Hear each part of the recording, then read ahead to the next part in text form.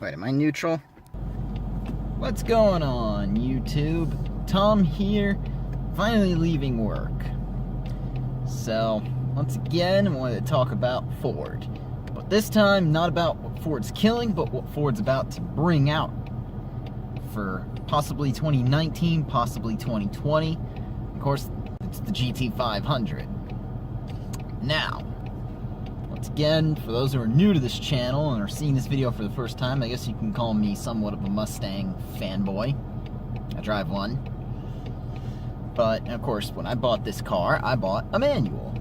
So, commonly, I find I get asked all the time, you say you prefer manuals. Well, I do for this type of car. For some cars, I do like automatics better. Depending on the car, manual or automatic, sometimes is better or worse depending on which car you get. Like, Mustang had to be a manual. I think the manual on Mustang versus the automatic is just way better. Now, I also drove a Challenger before I decided to get a Mustang, and in that case, automatic is way superior in the Challenger to the manual.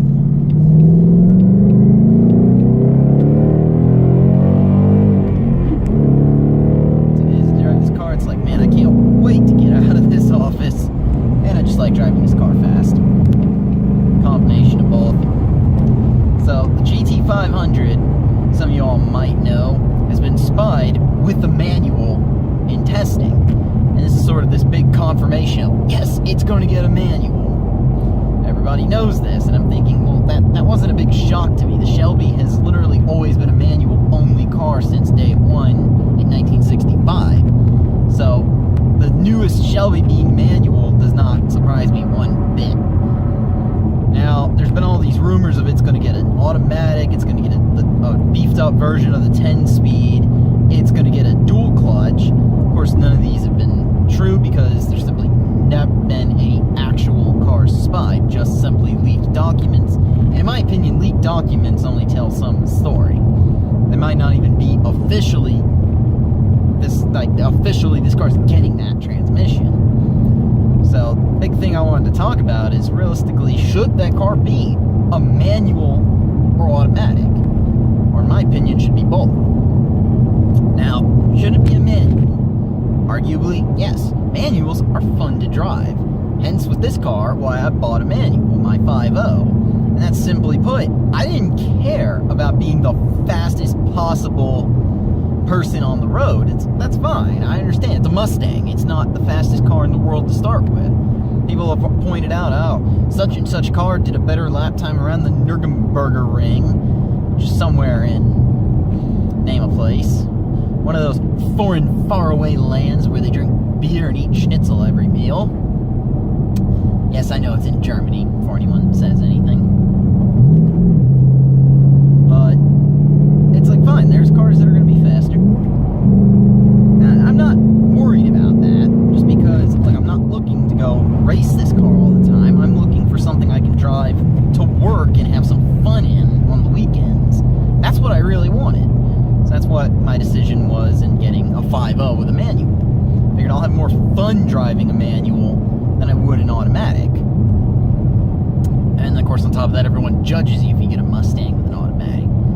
So the Shelby, I think, would be no different. And everyone's going to want a manual. It's a little bit more fun to drive. Even with all that power, a manual is perfectly drivable. I know there's some of this debate now since Toyota, the new Supra, they said it's going to get an automatic since manuals can't handle the torque and shift smoothly. That's complete crap, in my opinion. My car shifts nice and smooth. If it doesn't, it's because of driver error, not because of the actual car. But that's my opinion on that. So a manual would mean that car is a blast to drive. Now, but should it get an automatic?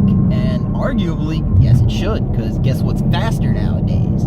Automatics. You know, the Dodge Hellcat versus the 13 or 14 GT500, it's a no-brainer. That Hellcat will win because the Hellcat has that much more superior ZF 8-speed automatic versus the Shelby, which only ever had, I think it was the TR6060 in 13 and 14, which is a good manual, but it just never can keep up with cars like the ZF 8-speed and the Hellcat. It just never will keep up with it. So there's companies that actually will convert your Shelbys, they'll actually convert them to automatics.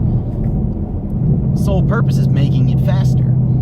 So I think if this new GT500 has any hopes of being fast and being just a world-class fast car, it's going to have to offer an automatic. It's just plain and simple. The times have changed. Automatics no longer shift ridiculously slow. They can now shift, you know, like that. So I think that it's going to have to keep up with it. And of course, my honest opinion is, yes, I think it really should offer both. For those like me, who I like to just have some fun on the weekends and just have a nice car I can drive to and from work, I want a manual. Because I want the experience of rowing through my own gears and shifting the car. There's just nothing better of redlining at 7,500 RPM and just banging off the gears in this car. So the Shelby would be no different. If I were to find myself in a situation where I could actually afford one, yeah, I want to shift my own gears in it. I don't care that it's not going to be the fastest thing in the world. That to me is just irrelevant. So, and there's plenty of people that agree with me, but I think for those who really do want the fastest car, they're gonna modify it, they're gonna build it. They're gonna want an automatic so they can make a car fast. They can build that ultimate track car. And to keep up with Hellcats. And the Demon, for that matter. Because that seems to be the one that keeps coming up nowadays. It's the Dodge Demon. Now, should it get a dual clutch? In my opinion, no. Dual clutches do not belong in a muscle car. Nice straight road, and then it's a school bus right there.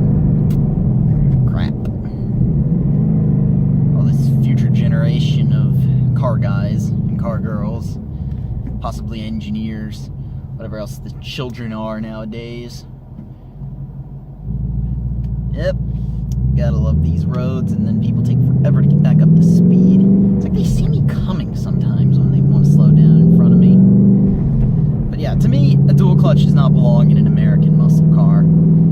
I know people are going to try to argue that the Shelby's now moving into supercar territory. And arguably it is, but to me, it's a muscle car. It's still going to be good at cruising, still going to be a straight line car, and another bus stop. Admittingly, this is when you would want an automatic, is when you have to do stop and go traffic too. I can handle it. I'm not one of these people that's like, oh, I have to do stop and go traffic. I don't want to drive a stick. So yeah, those who don't know how to drive stick will also buy the GT500 in an automatic if they offer it. Dual clutches have a tendency to roll back at a stop. They tend to never be as streetable. To me, it just does not belong in the Shelby. Unless they really do want to build an absolute track car that's good for turning left and right, I don't think dual clutches belong in it. And I just don't feel like that's what Shelby goes for. So, either way, like I said, if I get one, if I ever do find myself in the position to get this S550 GT500, it will be a manual. I can guarantee you that. For sure, I would get a manual. That being said, let me know in the comment section below what you all think of this new GT500. Do you think it should be manual or automatic? Or in my opinion, it should be both.